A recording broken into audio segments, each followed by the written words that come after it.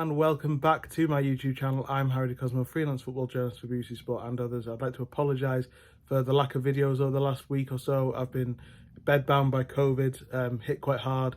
Before the Dortmund game, the reason I wasn't at the press conference was because I went and got my COVID vaccine, and then the Thursday afterwards I got COVID, and then over the weekend at the Wolves game I was watching it in bed, and then haven't really had the strength to make videos around there since then, but feeling a little bit better now, so I thought I'd come on and give you a quick video to react to Newcastle United 3, Manchester United 0 in the Carabao Cup at Old Trafford last night.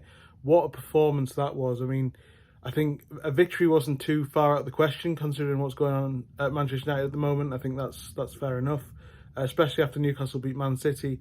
But the manner of the victory with 8 changes, the way that they performed, the way that the players who came in, the likes of Joe Willock, Lewis Hall, Tino Livramento, there's been a lot obviously said around the lack of their game time recently and whether they were the right signings in the summer. I think they kind of proved a point, both of them last night, the way that they just dominated the game, particularly Tino Livramento was absolutely superb, as he was against Man City. I think people have sort of forgotten that, you know, how good he was against Man City. He just looks, every single time I've seen him play for Newcastle so far, he looks like he's ready to deputise for Kieran Trippier. The reason I think he hasn't deputised for Kieran Trippier is because Kieran Trippier is so important to the team that whenever he's fit for Eddie Howe, he plays. And, you know, maybe that's something that Eddie Howe needs to look at with the fixtures coming up over the next couple of months, because it's going to be so hectic, and it's been so hectic. And we've seen, I think at Wolves, the one thing that you can take from that game is that Kieran Trippier desperately needed a rest. And you know, with Livramento, you know, there are some drawbacks of not signing a centre-back, as we've seen with Botman, and obviously before the Man United game it came out that he's going to be out for a little bit longer, no return date for him yet. But we know how important Trippier is, and the fact that Newcastle have got a player who can come in and deputise like Livramento can, it says quite a lot about, it shows that maybe there was sense in that signing. I think that was the point that they made in the summer, that you know, that to replace somebody like Trippier, you need to pay top dollar, and that's kind of proven. But I think he's shown again why he deserves to play more games. I think the run he made for Miguel Almiron's first goal, the way he dispossessed, I think it was Garnacho as well, was just so good. And then throughout the game, he didn't put a foot wrong. Lewis Hall the same, with a lovely finish for the second goal. But again, he looked much more assured than he did against Manchester City in the first game, up against Anthony, who I thought sort of came into the game a little bit more in the second half, but he's just not a particularly impressive player for me. I think I've spoken to a few Manchester United fans who feel the same way, and yeah, he made it easy for Lewis Hall last night, and I think, but Lewis Hall took that opportunity again and showcased why, you know, Newcastle have signed him, and why, you know, in the next 10 years you'll see those two players you know, seamlessly replace Dan Burn and Kieran Trippier, who are both sort of approaching the swan song of their careers in the team, and that, you know, specifically in the case of Lewis Hall, that'll transform the way Newcastle play, because he's a completely different player to Burn. So yeah, absolutely brilliant performance from the pair of them. But I think the man I really want to speak about most is Joe Willock. I mean, he's come back into the team. Again, a bit like Botman, there was a lot of questions over his fitness for a long time. Was he going to be? But you know, I think that nobody expected him to be out for 6 months when he first did that injury against Brighton to his hamstring back in May. You know, he was expected back in training, trained in America, had a setback, had another setback, and it sort of became a bit of a worrisome question over where he was and when he was going to come back. He returned to the side in the last home game against Crystal Palace, against Wolves as well, and then started. And, you know, again, only the club knows how fit he was. And we've seen with Alexander Isak how Russian players back maybe is a bit of an issue. But he looks fit again. He looks back to his best. And the thing that the biggest compliment you can pay to Joe Willock is he's just seamlessly picked up where he left off.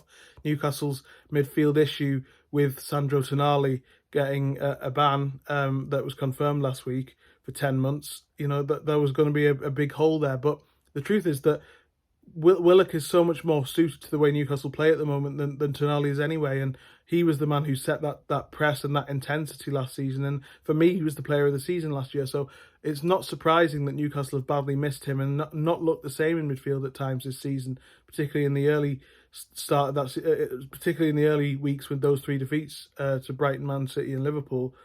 they looked sluggish at times in midfield, whereas when Willock comes back, it's transformed. He looks so much better alongside Longstaff. Then when Bruno Guimaraes came on, there's a lot of promise back there for future weeks when Willock is fit. Those three in midfield, plus Joe Linton, who was another powerhouse last night as well. But Willock just makes such a difference, and I think that finish that he had, the driving forward, it was just so typical of his performances. And as I say, I think people have maybe underrated him a little bit outside Newcastle for a long time. He's not really been in the England reckoning. I can't understand why. I think he's absolutely brilliant. And, after a few more weeks of games and building up his fitness again, I think he'll be right in there for a spot in Gareth Southgate's England squad alongside Sean Longstaff, who again didn't put a foot wrong either. Another shout out to Paul Dummett. That's now he's played Manchester City and Manchester United 180 minutes, not conceded a goal, and who would have thought that he'd have such an impact in those two games? Did he expect to play at all this season? And he's come in and done absolutely brilliantly. And same with Matt Ritchie, same sort of thing. He's not going to be playing many more games this season, but when he's been called upon, he's done his job. Almiron came in for Matt Targett after a minute, which is another blow because Matt Targett's injured now. Again, waiting to hear more on that. But Almiron came in and just made such a difference with his running again, his energy. His growth as a player has been so huge under Eddie Howe that I think that people have taken it for granted. And I think when he stopped scoring a few weeks ago and people started to get back on his back again, I think it started to feel a little bit unfair. Whereas again, that goal just shows how much he's grown as a player in general. It's not just good form. He's grown as a player. He wouldn't have finished like that under either Bruce or Rafa Benitez. He probably wouldn't have even made that run under Steve Bruce as well. He certainly wouldn't have been that high up the pitch. But it's just his general game intelligence, the way he set the goal up for Willock to play the ball in that eventually led to Lewis Hall's goal. That ball was fantastic and not an obvious one to see as well. So I think Almiron deserves so much more credit than he's got this season a lot of the time. And he isn't just, it wasn't just a purple patch last season. Yes, the goals were on a level that, nobody can expect to last for so long. But the overall level of his performance, if you watch him, his intelligence, the way he plays is so akin to the way Eddie Howe wants to play. And he's so crucial to that system that, I think that Almiron is a player that deserves a lot more than he gets from both the fan base and probably outside the club as well. People have spoken about Anthony Gordon for a long time because he played up front in the Euros for the England under-21s in the summer. Did that last night as a number 9, and if you look at the goal for Almiron, the ball from Livramento is only possible because of a run that Gordon makes to take, I think it's Maguire, away from the play and open up the space, and then Almiron's ahead of Dalot, and then there's the goal. And I think that's such intelligent play that shows that he can be a third striker. So there's a lot of talk about signing a third striker, but I think until that happens, Anthony Gordon is very, very capable of filling that gap when Wilson and Isak aren't there, given that they've both got to be managed for various different reasons with their fitness. So I think Gordon was fantastic last night as well.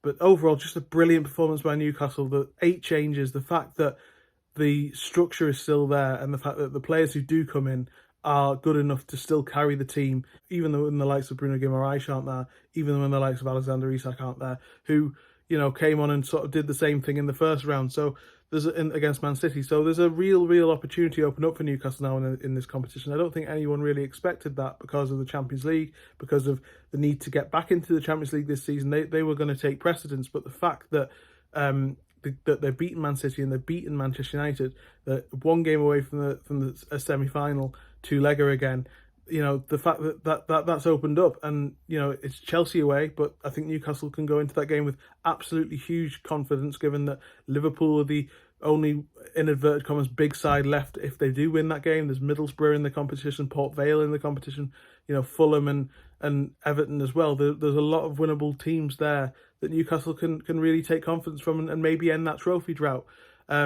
Obviously, not to think about that at the moment. They've still got to beat Chelsea, and next up is Arsenal in the Premier League. I'll be back to preview that tomorrow, and then I'll be flying off to Dortmund via Frankfurt on Sunday. So I'll be bringing you along with a lot more content from there as well. So absolutely brilliant performance there yesterday. Really good to be back. Apologies for a week off through COVID. Continue to like, share, and subscribe, and I'll see you next time. Cheers.